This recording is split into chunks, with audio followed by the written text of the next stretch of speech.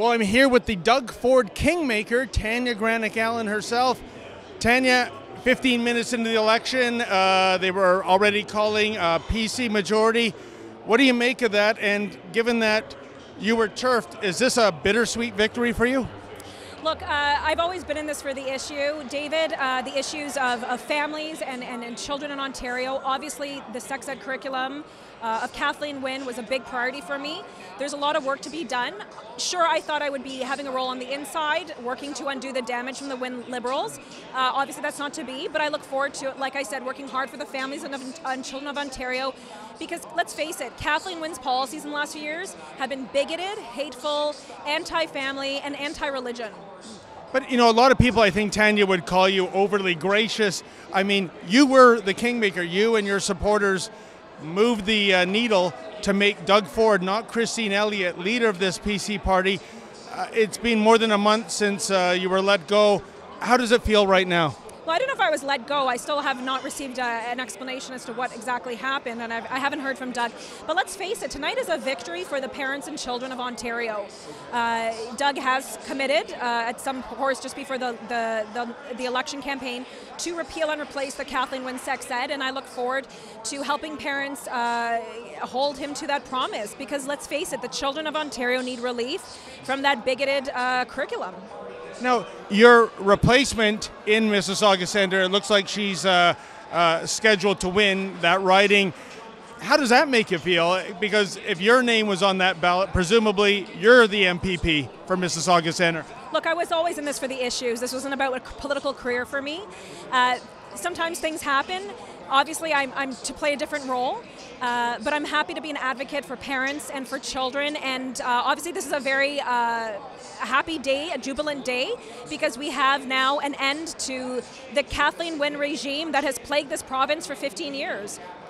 Now, you remain passionate about the sex ed curriculum, Tanya.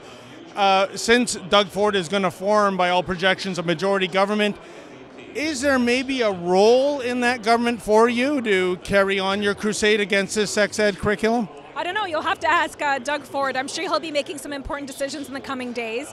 But like I said, there are a lot of policies, not just the sex ed. We could talk about Bill 89, where children are being removed from their homes if their parents don't facilitate them engaging in sex change medical procedures. That's terrible. Again, I don't think we have seen such hateful policies against families of faith, parents of faith, come out of an administration than we have in the last few years under Kathleen Wynne. So I think parents have vocalized their concerns. Obviously, she's out, and I think tomorrow's a new day and we start our work. And Tanya, tell me, do you feel, though, that there is a double standard out there? I mean, in the last 2 weeks, there's been a raft of NDP candidates that have been exposed really as radicals. You know, people that are anti-poppy, one using a Hitler meme, one calling the chief of police a coon, and the list goes on. And yet, here you were being held up, you know, dismissed based on social media comments you made years ago. You're put aside. These other people stay on. Is that a double standard in your mind? Well, David, actually, I don't know why I was dismissed or why my democratically won nomination was not recognized. To this day, I don't know. I have never received an explanation. You'll have to ask Doug why I was dismissed.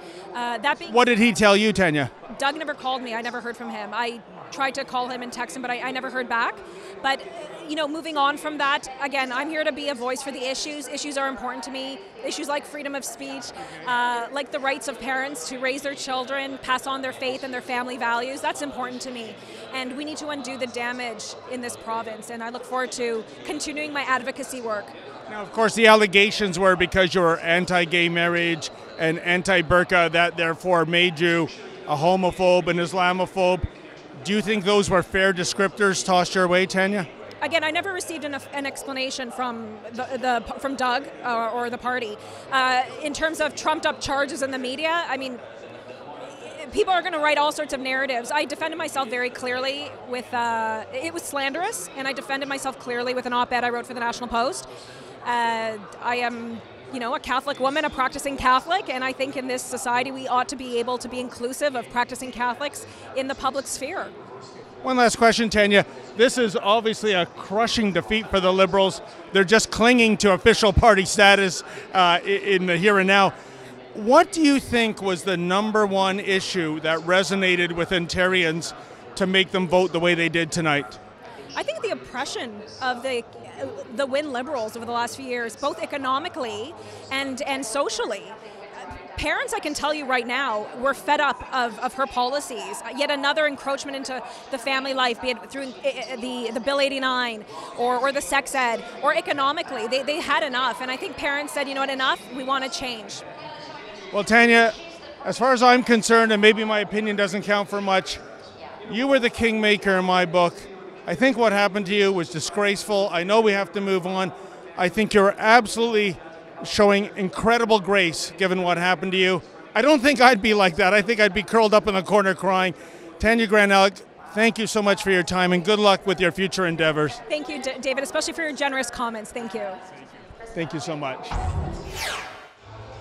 Hey folks, you may have heard the Rebel has a new app. Please download that app and take the Rebel with you wherever you go.